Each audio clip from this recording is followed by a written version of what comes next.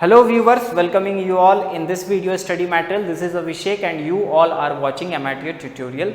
So in this video I am here to discuss about the properties of electric field lines. Okay, तो जो पहली property है वो यह है कि इलेक्ट्रिक फील्ड लाइंस जो होंगे वो पॉजिटिव पॉइंट चार्ज से स्टार्ट होंगे और निगेटिव पॉइंट चार्ज पर वो एंड हो जाएंगे। यानी कोई भी अगर हमारे पास पॉजिटिव चार्ज है तो वहाँ से इलेक्ट्रिक फील्ड लाइन निकलते हुए दिखेगी रेडियली आउटवर्ड्स, और अगर कोई नेगेटिव चार्ज है तो उसमें एंड होते हुए दिखेगी। ठीक इस तरीके से, जैसे ये पॉजिटिव चार्ज है यहाँ से रेडियली आउटवर्ड निकलते हुए, और अगर हमारे पास कोई नेगेटिव चार्ज है तो इसमें रेडियली इनवर्ड्स आते हुए।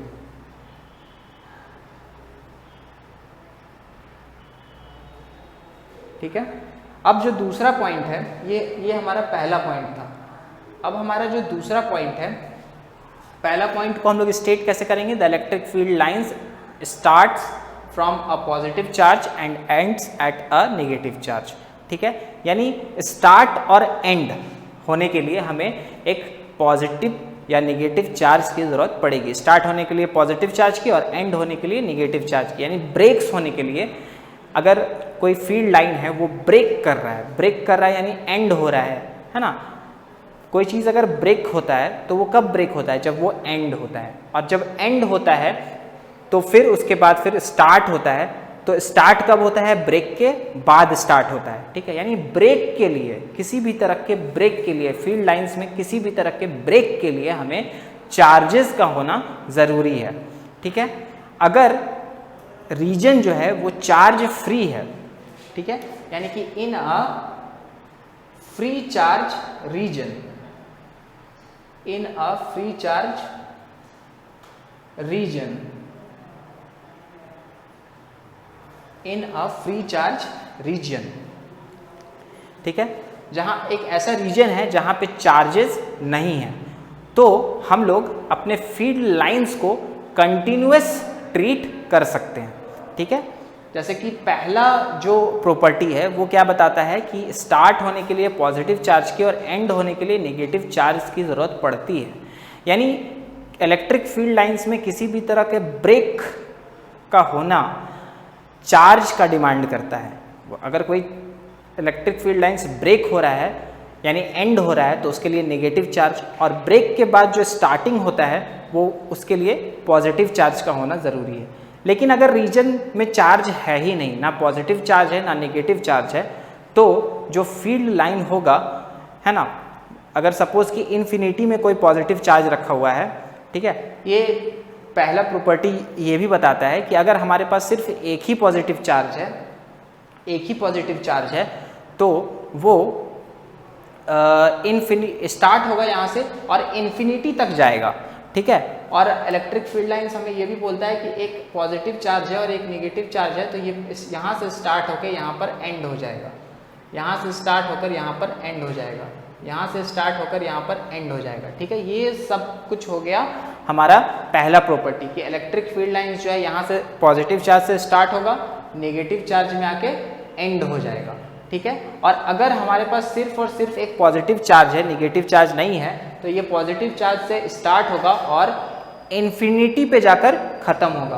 और अगर हमारे पास सिर्फ और सिर्फ एक नेगेटिव चार्ज है तो हमें electric field lines negative charge पर एंड होता हुआ दिखाई देगा।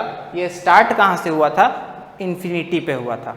ठीक है, तो ठीक इसी तरह से कंसिडर कीजिए कि इन्फिनिटी पे एक पॉजिटिव चार्ज है जिसकी वजह से एक इलेक्ट्रिक फील्ड लाइंस बहता हुआ आ रहा है, और हम लोग फिर एक रीजन कंसिडर कर रहे हैं जहां पर कोई भी किसी भी तरह का चार्ज नहीं है, क्योंकि इन्फिनिटी पे हमारा पॉजिटिव चार्ज है जिसकी वजह से फील्ड लाइन ओरिजिनेट हुआ।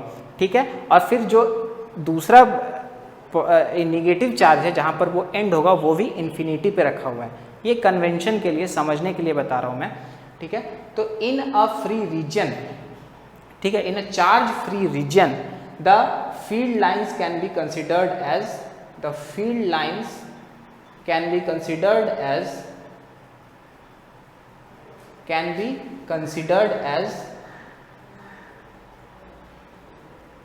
continuous,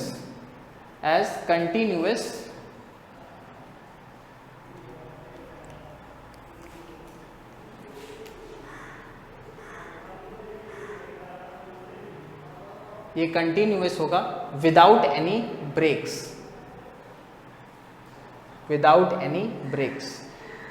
ठीक है, तो उम्मीद है ये दोनों पॉइंट्स आपको समझ में आए हों। अब जो हमारा तीसरा पॉइंट है, तीसरा पॉइंट हमें ये बताता है कि दो फील्ड लाइंस जो है वो कभी एक दूसरे को इंटरसेक्ट नहीं करेंगी। ठीक है, सपोज ये एक फील्ड लाइन है और सपोज ये एक फील्ड लाइन है, तो क्योंकि ये लाइंस स्ट्रेट हैं तो ये डायरेक्शन को शो कर रही है। अब यहाँ पे अगर इंटरसेक्शन हो गया तो इस पॉइंट में दो डायरेक्शन, एक इधर की ओर और एक इधर की ओर, तो एक पॉइंट किसी भी पर्टिकुलर फील्ड लाइन का दो डायरेक्शन नहीं हो सकता। अब अगर हम लोग कर्व्ड फील्ड लाइंस लेते हैं, सपोज ये एंड सपोज ये, तो इस पॉइंट पे जो डायरेक्शन होगा वो इधर और इस पॉइंट पे जो डायरेक्शन होगा वो इधर। मतलब जब हम लोग इस कर्व को लेंगे तब डायरेक्शन इधर और जब हम लोग इस कर्व को लेंगे तो डायरेक्शन इधर। तो यहाँ पे भी दो डायरेक्शंस मिल रहे हैं, ये दो डायरेक्शंस नहीं हो सकते, इसीलिए दो फील्ड लाइंस कभी एक दूसरे को इंटरसेक्ट नहीं करेंगे। ठीक है, अब चौथा पॉइंट है कि इलेक्ट्रिक फील्ड लाइंस जो होते हैं वो कभी भी क्लोज लूप नहीं बनाते। ठीक है, अब आप इस डायग्राम में देख सकते हैं, यहाँ से पॉजिटिव चार्ज स्टार्ट है और यहाँ से पॉजिटिव चार्ज से इलेक्ट्रिक फील्ड लाइंस स्टार्ट है और नेगेटिव चार्ज में ख़त्म हो गया है। यहाँ से ये स्टार्ट है, यहाँ से यहाँ पे जाके ये ख़त्म हो गया। ये क्लोज लूप नहीं बना रहा, जैसे एक मैग्नेट में बनता है। सपोज ये हमारा मैग्नेट है, यहाँ पे नॉर्थ पोल है, यहाँ पे साउथ पोल है, तो ये जो है ये क्लोज लूप बनाता है ना। ये ऐसे जाता है और फिर ऐसे आता है और फिर ये ऐसे, मतलब ये यहाँ से स्टार्ट होता है इस डायरेक्शन में, फिर इस डायरेक्शन में एंड होता है, फिर इसी डायरेक्शन से ऐसे स्टार्ट होता है। लेकिन ये क्लोज लूप कब बनता? जब यहाँ से पॉजिटिव चार्ज से ये स्टार्ट होता, नेगेटिव चार्ज पे एंड होता, फिर नेगेटिव चार्ज से स्टार्ट होकर पॉजिटिव चार्ज पे एंड होता, तब ये क्लोज लूप बनता। लेकिन ये क्लोज लूप नहीं बन रहा, ये पॉजिटिव चार्ज से स्टार्ट होकर नेगेटिव चार्ज पे एंड हो जा रहा, फिर पॉजिटिव चार्ज से स्टार्ट होकर नेगेटिव चार्ज पे एंड हो जा रहा है। ये मैग्नेट्स की तरह नहीं है जो क्लोज लूप बनाते हैं। तो क्लोज लूप में जो मैग्नेटिक फील्ड लाइंस होते हैं, मैग्नेट्स में जो मैग्नेटिक फील्ड लाइंस होते हैं, मैग्नेटिक फील्ड में जो मैग्नेटिक फील्ड लाइंस होते हैं वो क्लोज लूप फॉर्म करते हैं। लेकिन इलेक्ट्रिक फील्ड्स में जो इलेक्ट्रिक फील्ड लाइंस होते हैं वो क्लोज लूप फॉर्म नहीं करते हैं। ठीक है, तो ये सारे थे properties of electric field lines. उम्मीद है कि आपको यह कॉन्सेप्ट बहुत अच्छे से समझ में आया होगा। अगर आपकी कोई भी क्वेरीज हैं तो आप मुझे मेल कर सकते हैं, मुझे कमेंट करके बता सकते हैं। और प्लीज़ फ्रेंड्स इंटरैक्ट कीजिए। वन वे इंटरेक्शन अच्छा नहीं होता, टू वे इंटरेक्शंस में हम लोग एक दूसरे की ज़्यादा हेल्प कर पाएंगे। At last, with the message of universal brotherhood, love and peace, thanks for watching this video.